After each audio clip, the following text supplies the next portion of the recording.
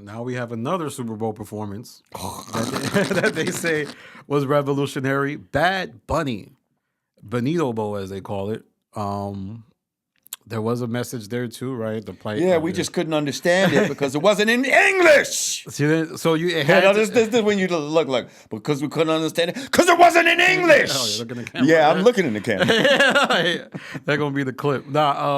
So very back-to-back messages. Jay-Z is giving the Super Bowl. He is platforming the popular artists that are corporate in some sense. And let me just say, also, the messages, Kendrick, and even the Bad Bunny, very Democratic Party. Very, when you talk about systemic racism and this and that, and these are things that are pushed by the Democratic Party. Now we know that they were very upset with ICE and all of that type of shit this year, the Democratic Party especially. So it seemed like, the Bad Bunny was some sort of like protest against Trump and ICE and, all of that type of shit. So I'm seeing the slight political undertones that they're trying to bring to these last two Super Bowls, which I think is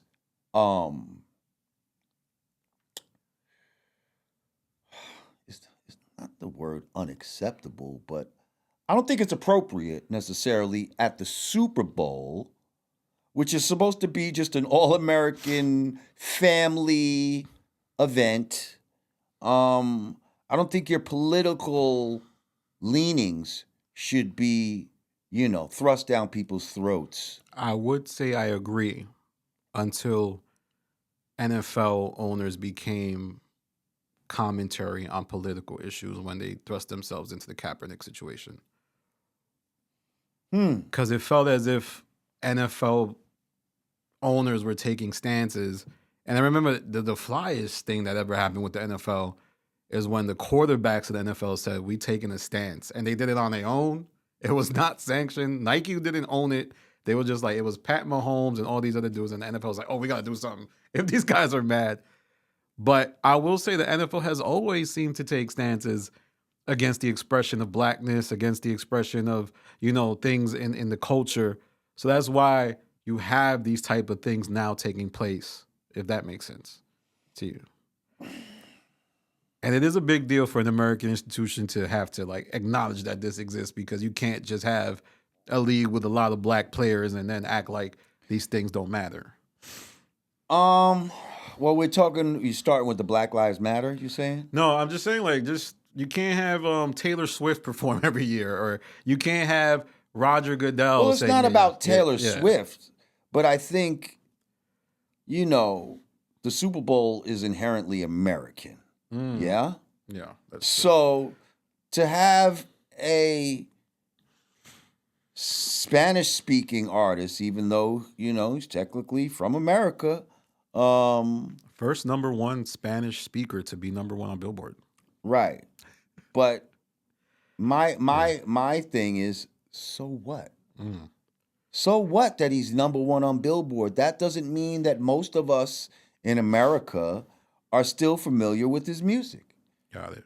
You see what I'm saying? And most people weren't familiar with his music like that. I still don't understand, other than the political, aspect of it. I mean, that's why he was chosen, if you ask me. He sells tickets and he had the successful. My brother took his family. First of all, I just want to say I have nothing against Spanish people, Puerto Rican. My niece and nephew are half Puerto Rican. Shout out to my sister-in-law. Love you, Shirley. I have Puerto Rican people in my family. That's not the point.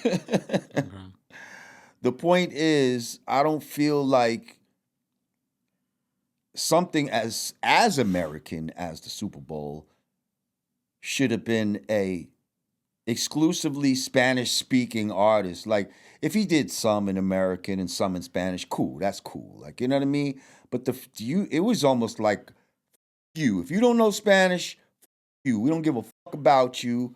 We got a point we trying to prove here. Fuck ICE, and you know what I mean? Like we all was being punished for what you felt. ICE was doing to people. You know what I mean? And at the end of the day, if you're not here legally, motherfucker, you got to go. Sorry.